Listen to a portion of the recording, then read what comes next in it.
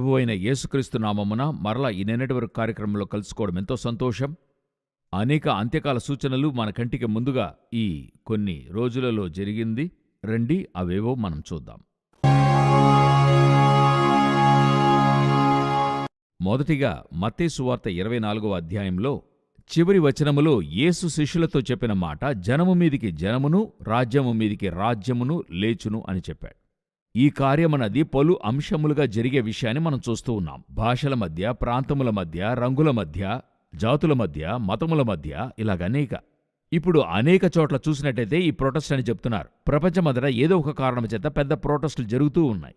ఇప్పుడు మీరు చూసుంటారు, నేపాల్లో జెన్జీ వయస్కులు వాళ్ళొక ప్రొటెస్ట్ చేస్తున్నారు. ఆస్ట్రేలియాలో అక్కడ ఒక ప్రొటెస్ట్ జరుగుతూ ఉంది. ఇప్పుడు ప్రపంచమంతటా ఎక్కడ చూసినా ఒక జనము మరొక జనము మీద సొంత దేశములోనే, ఇవేవో ప్రక్క దేశాల మధ్య జరిగేది కాదు, అది రాజ్యం మీదకి రాజ్యం. సొంత దేశములోనే చాలా పెద్ద స్థాయిలో అక్కడున్న వారితో మేము కలిసి జీవించలేము, అది ఏదో ఒక రీతిలో జరుగుతూ ఉంది. ఒకటి ప్రభుత్వానికి ఎదురుగా ప్రజలు. ఇప్పుడు నేపాల్లో జరిగే విషయాన్ని చూడగలం. ఇటువంటి ప్రొటెస్ట్ అధికంగా కనబడే కాలఘట్టం. ఇంకా చెప్పాలంటే అన్ని దేశాల్లోనూ ప్రొటెస్ట్ జరుగుతూ ఉంది, అమెరికాతో సహా. అమెరికాలోనూ పలు రాష్ట్రాల్లోని ప్రజలు ప్రొటెస్ట్ చేస్తూ ఉన్నారు. వీటన్నిటిని మించి ఒక గొప్ప ఎత్తున ప్రొటెస్ట్ ఎక్కడ జరుగుతుందంటే ఫ్రాన్స్లో జరుగుతుంది. ఈ ఫ్రాన్స్లో ఉండే ప్రొటెస్ట్కును చివరి కాలానికి ఒక ముఖ్యమైన సంబంధం ఉంది. దాని గురించే తర్వాత చూడబోతున్నాము. రండి అదేదో చూద్దాం. ఈ ఫ్రాన్స్లో జరిగే ప్రొటెస్ట్కు ముందు మనము కొన్ని వారములకు ముందు చూసిన ఇదే కార్యక్రమములో ఇటువంటి మరొక విషయం చెప్పడమైంది. మీకు జ్ఞాపకముండొచ్చు. అదేంటంటే ఈ సెప్టెంబర్ 24వ తారీఖు అంటే ఇస్రాయేల్కి ఎదురుగా 2 స్టేట్ సొల్యూషన్ అంటే యెరూషలేమును రెండుగా భాగించేటువంటి కాన్సెప్ట్ని యుఎన్లో బిల్లుగా తేబోతున్నారు. దాదాపు 150 దేశాలు వారి మద్దతును తెలిపారు. ఇందులో పెద్ద విషయం ఏంటంటే ఇది ముందుండి జరిగించేది 2 ముఖ్యమైన దేశాలు. ఒకటి ఫ్రాన్స్, మరొకటి సౌదీ అరేబియా. పోయినసారి ఇటువంటి ఒక బిల్లు ప్రవేశపెట్టారు. అప్పుడే చెప్పాము, ఇరాన్లో సమస్య ఏర్పడింది, భయంకరమైన యుద్ధం. ఆ యుద్ధం ముగిసేప్పుడు ఆ ప్రోగ్రాంలో ఒక విషయాన్ని చెప్పడం జరిగింది. ఈ యొక్క యుఎన్లో జరగాల్సిన 2 స్టేట్ సొల్యూషన్ వాళ్ళు వాయిదా వేశారు ఇరాన్ యుద్ధం వల్ల. ఇప్పుడు తర్వాత సెప్టెంబర్ 24 అని చెప్పి ఉన్నారు. అప్పుడు చెప్పున్నాం, 1 సెప్టెంబర్ 24 లోపల ఏదో ఒక సమస్య ఇది వాయిదా వేయడానికి అవుతుంది, లేకపోతే ఫ్రాన్స్కి ఒక సమస్య తలెత్తచ్చు అనుకున్నాం. ఇప్పుడు చూస్తే ఫ్రాన్స్లో ప్రభుత్వమే కూలిపోయే స్థితికి పెద్ద ఎత్తున ప్రొటెస్ట్ జరుగుతూ ఉంది. హఠాత్తుగా ప్రారంభమైంది. ఎక్కడ ఎలా ఆరంభమైంది అనేది రెండవది. నేనెప్పుడు ఇది స్పిరిచువల్గానే మూవ్ చేయాలని చూస్తున్నా. జకరియా 12వ అధ్యాయంలో యెరూషలేముకి విరోధంగా కూడుకునే వారిని దేవుడేం చేస్తాడనేది అక్కడ చెప్పబడింది. అదే ఇప్పుడు ఫ్రాన్స్లో జరుగుతూ ఉంది. యెరూషలేమును రెండుగా విభాగించాలనుకున్న చాలా ముఖ్యమైన నెంబర్ 1 దేశం ఏదంటే ఫ్రాన్స్ దేశము యొక్క అధిపతి మెక్రానే అది చేశాడు. ఈరోజు అతని ప్రభుత్వం తలక్రిందులయ్యే పరిస్థితికి వచ్చింది. దేవుడు యెరూషలేముకి విరోధంగా పోరాడే వారిని మీరు జకరియా పుస్తకము 12వ అధ్యాయము 3 నుండి 6 వచనాలు చదివి చూడండి. దేవుడు వారి పక్షముగా ఉండి వారి విరోధులను ఎదిరిస్తూ ఉన్నాడు.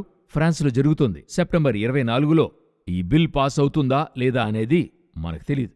ఈ బిల్ రాకుండా ఉండడానికి తర్వాత ఒక విషయాన్ని ఇస్రాయేల్ చేస్తుంది. అది ఏంటనేది మనం చూద్దాం. ఇప్పుడు ఇస్రాయేల్ హఠాత్తుగా ఖతార్పై దాడి చేసింది. ఖతార్ ఒక ముఖ్యమైన అరబు దేశము, ఇరాన్కి సపోర్టుగా ఉండే దేశము. సరి వీరెందుకు దాడి చేశారు అని చూసినట్లయితే అక్కడ ఖతార్లో హమాస్ నాయకులు దాగి ఉన్నారని వారిపై దాడి చేశారు. ఇది ఖతార్ వారి కోపాన్ని రేపింది.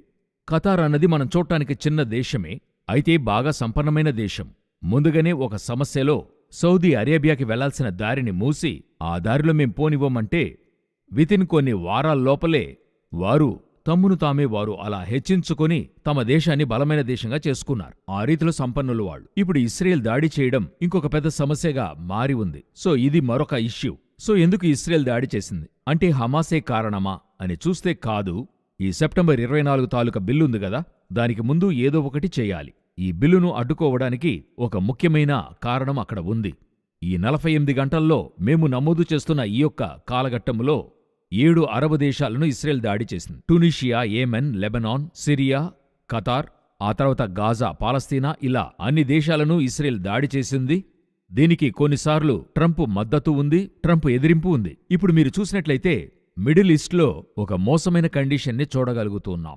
ఇటు ఒకవైపు ఇస్రాయేల్ అట్లే తన యొక్క యుద్ధము చేసిన హద్దులను పెంచుతోంది. జకరియా 12:6లో యూదా అధికారులను దివిటీగా చేతును, వారు నలుదిక్కులనున్న జనములనందరినీ దహించుదురు అని ఉంటుంది. ఇప్పుడు అట్లే సంభవిస్తుంది. ఇప్పుడు జరుగుతున్న ప్రాఫెసీ అది. ఇప్పుడు ఇశ్రాయేలు బయలుదేరి అట్లే కొంచెం కొంచెముగా అరబులు ఖతారు వరకు వెళ్ళింది. ఇటువైపు సిరియా వరకు వెళ్ళింది. ఎందుకు ఇది చెప్తున్నానంటే, ఇంకొక వైపు ఇశ్రాయేలుకి విరోధంగా రష్యా లేస్తుందని చెప్పి మనం ముందుగానే ఎన్నో విషయాలు చెప్పుకున్నాం. ఇప్పుడే ఈ వారమే మొట్టమొదటిగా రష్యా నాటో దేశాల్లో చొరబాటు చేసుకుంది. అంటే ఐరోపా వారి పోలాండ్ని డ్రోన్తో తాకిడి చేసింది. ఇది తర్వాత జరిగే విషయం ఏంటంటే, ఇశ్రాయేల్ని రష్యా సమీపిస్తోంది, ఇశ్రాయేల్ రష్యాని సమీపిస్తుంది. డిస్టెన్స్లో చెప్తున్నా, దరిదాపులకొచ్చేస్తున్నారు. ఇది రానున్న నెలల్లో ఇది మరో స్థాయికెళ్తుంది. చాలా పెద్ద యుద్ధంగా మారే అవకాశం ఉందని చాలామంది చెప్తూ ఉన్నారు. పోలాండ్ని రష్యా తాకిన వెంటనే అన్ని హెడ్లైన్స్ ఏంటని అడిగితే థర్డ్ వరల్డ్ వార్ ఇక స్టార్ట్ అయిందా అనే క్వశ్చన్ మార్కుతో అందర్నీ ఆలోచింపజేసింది. సో మనమెంతో అపాయమైన ఒక కాలఘట్టంలో జీవిస్తూ ఉన్నాం. యేసు రాకడకు ముందుగా ఏ సూచనలు తెలియజేశాడో అది మధ్యప్రాచ్య దేశాలలో చుట్టూ ఉన్న ప్రదేశాల్లోనూ జరుగుతూ ఉంది. చివరిగా ఒక ముఖ్యమైన శోకమైన విషయం, అయితే ఎంతో సంతోషమైన పరలోకానికైన విషయం, అది ఏంటని చూసి ముగించుదాం. ఇప్పుడు అమెరికాలో చార్లీ కుక్ అని చెప్పబడే ఒక ఇవాంజలిస్ట్ 32 సంవత్సరాలు, అంటే అమెరికాని ఈ కాలఘట్టంలో కదిలించే ఒక మనిషిగా ఉన్నాడు. అంటే ట్రంప్ రావడానికి ఎంతో మద్దతుగా మాట్లాడినవాడు. ఎందుకని అడిగినట్లయితే ఇతడొచ్చి సత్యాన్ని ఫాలో చేసే వ్యక్తి. అంటే ఎల్జీబీటీ, ఈ హోమోసెక్షువాలిటీ, పురుషులు స్త్రీలు అంటాం కదా, వీటన్నిటినీ ధైర్యంగా ఎదిరించేవాడు. అది మాత్రమే కాదు, బైబిల్కి విరోధంగా ఏ కార్యాలున్నాయో అమెరికన్ స్కూల్స్లో, కాలేజెస్లో అన్నిటినీ బోల్డ్గా ఎదిరించే ఒక వ్యక్తి. ఇతని సెమినార్స్ ఎంతో ఫేమస్. ఇతను ఇప్పుడు దేవుని చేత ఉపయోగించబడుతున్న అతి ముఖ్యమైన టూల్. ఇతడు ఇప్పుడు హత్య చేయబడ్డాడు. అంటే యూనివర్సిటీలో మాట్లాడుతూ ఉన్నప్పుడు అతని గొంతులో బుల్లెట్ దిగింది.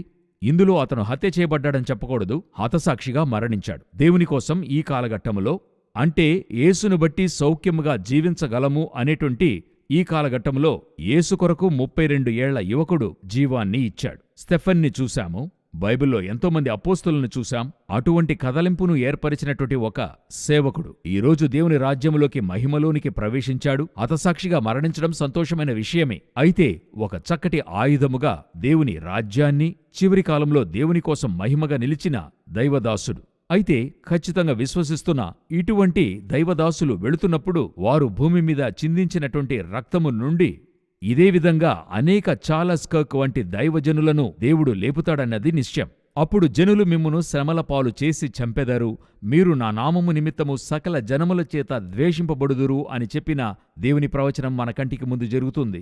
ఇవన్నీ ఒక రీతిలో దేవుడు అతి శీఘ్రముగా రానున్నాడు అనేదానికి ముఖ్యమైన సూచనలుగా ఇవి ఉన్నాయి. దేవుని చిత్తమైతే, రాకడ ఆలస్యమైతే మరొక కార్యక్రమంలో కలుసుకుందాం. God bless you.